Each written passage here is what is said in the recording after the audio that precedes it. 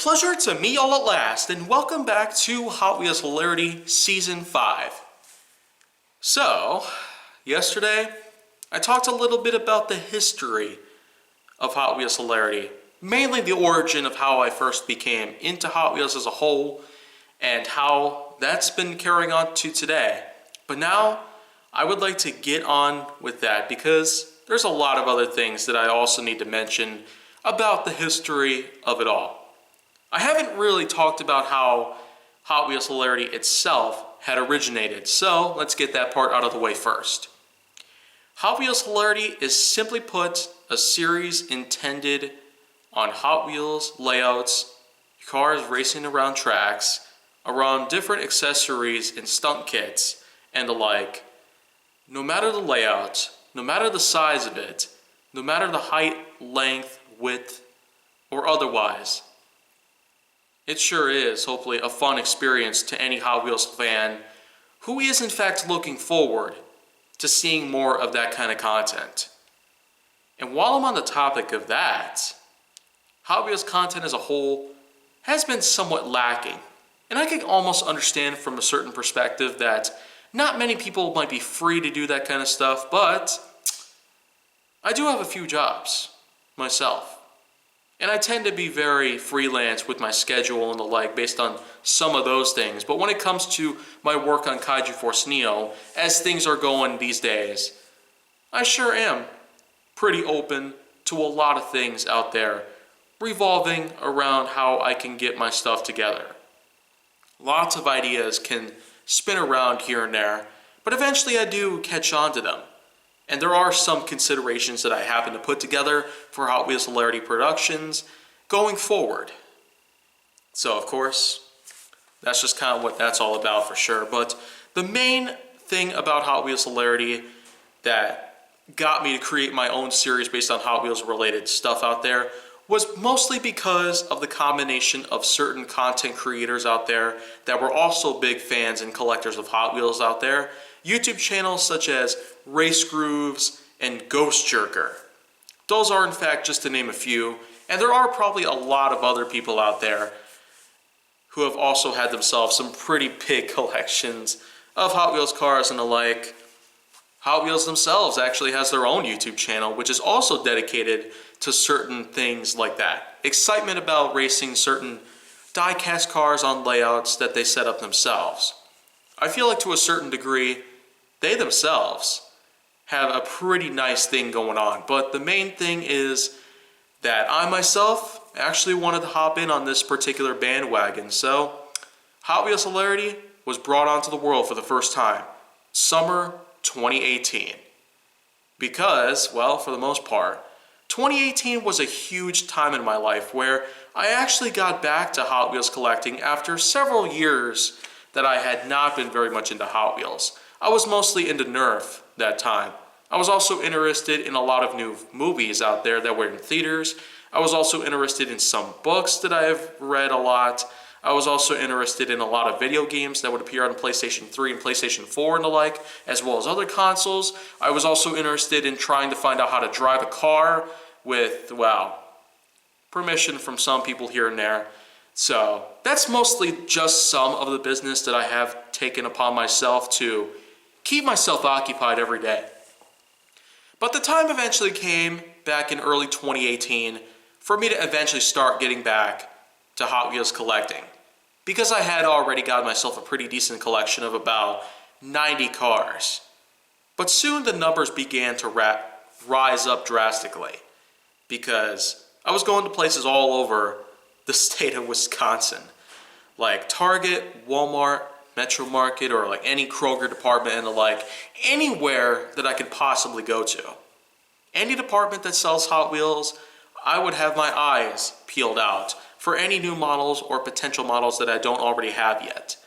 And then of course there are the occasions where I would pick up some duplicates to some models I already have, mostly because either they're brand new versions of them, or because they might actually do better than the ones I already bought, because sometimes there are manufacturing defects, such as wheels that get stuck due to improperly constructed windows or other pieces of plastic that tend to protrude out from where they're supposed to be, thus causing them to grind against the axles, or the cotter pins pretty much. There are a lot of things out there relating to my standards on Hot Wheels collecting, even to this very day, nearly 3 years later. So of course, to my knowledge, the first few models that I pretty much picked up included a few brand new 2018 models out there, like Mach Speeder and Solid Muscle. But that's just to name a couple out there that I've also picked up. Because, well, you can look at it any other way, but even to this very day, I've got bags and bags full of Hot Wheels models that I have spent years collecting even to this day. And as a matter of fact, there are still some that I have that are apparently brand newer versions out there, because if you take a look at, well, Diesel Boy, for example, this one out here is a newer version that I got, which is purple, yellow, and green. And an older version that I had was bluish with an orange colored window on the front. So this is basically a newer version out there.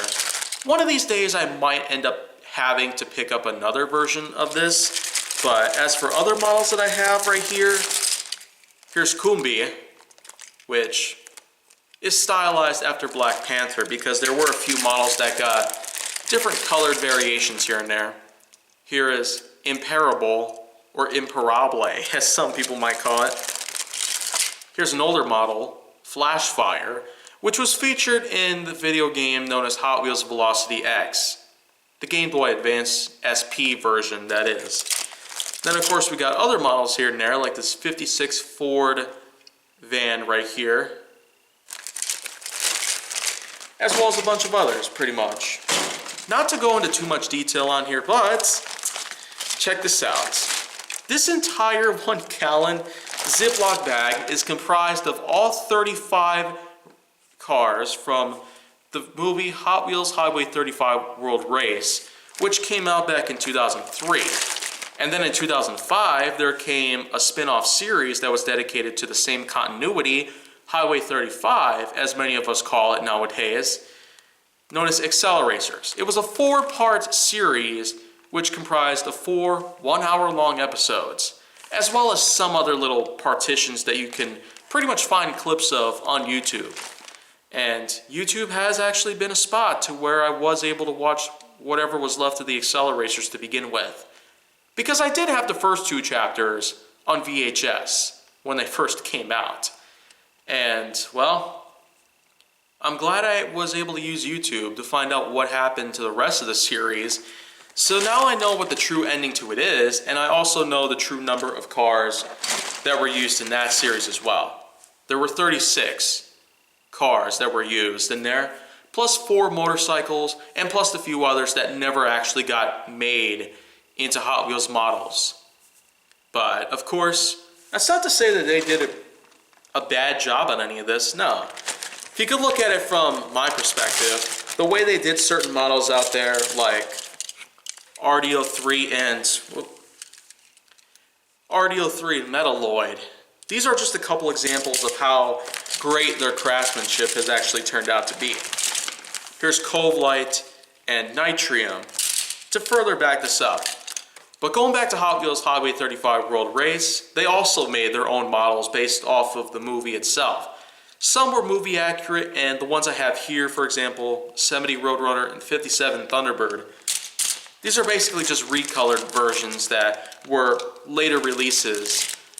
Same with these 2 right here, Motocrossed and the 99 Dodge Charger RT concept, which is simply put, pretty good the way I see it. They did an outstanding job in both ways. In both worlds, where we have ourselves a spin-off series and a movie that both originate from the same continuity, Mattel spent some time, effort, hard work, and a lot of patience, pretty much, to create great versions of these cars. So, of course, that pretty much just solidifies how big the collection itself has gotten. But let's just say that with the things that have been going down lately, most Hot Wheels content creators that we've come to know about, like Race Grooves and Ghost Jerker, as I've mentioned, they're not necessarily doing as good as they used to be. As a matter of fact, Race Grooves has been kind of dormant, releasing only a few occasional videos that were centered on, well, Hot Wheels case unboxing videos, in which there's a case that comes in every month or so, and then Mark does a review on it, an unboxing of it, and then pulling out different models to find out if there's something unique in them. Like, are they recastings, or are they recolors, or are they potential re-releases to certain older models that we've never seen in a long, long time? Well, you can pretty much check out the channels these days. You may not see too much on there. But when it comes to my content, Hot Wheels Hilarity, which is basically the same in terms of working as both of those creators, except my only direction that I tend to do here would include basically my typical YouTube intro and outro, plus some fonts, plus an intro and an outro to make it appear like it's an actual web series. I basically did all that, mainly for the last couple seasons. Here in Season 5, I do have it to be a lot more better. The intro and outro portions of it, which just include Hot Wheels related action, going down tracks and the like, it's just simply how I put that stuff together. And I will continue to do all that for the next few seasons to come, and even onwards. If Hot Wheels Hilarity ever goes on that far, then I will know for sure that I myself am doing such a good job at giving out Hot Wheels related content out there that most other people could not do. So I feel more than just grateful for people out there who continue to support all that stuff, deliver some great comments down below, because the thing is, that's pretty much what's been happening since day one. Every so often, I would get some comments on every new episode. I would get some likes, some viewership. So that's pretty much the light at the end of the tunnel that I really hope to see. But going forward, we're really going to be having a lot of things to do out there. So that pretty much concludes that whole part right there. But if you want to see more, go down to my channel. Make sure that you like, subscribe, comment, follow me on social media, and stay on the Hollywood side.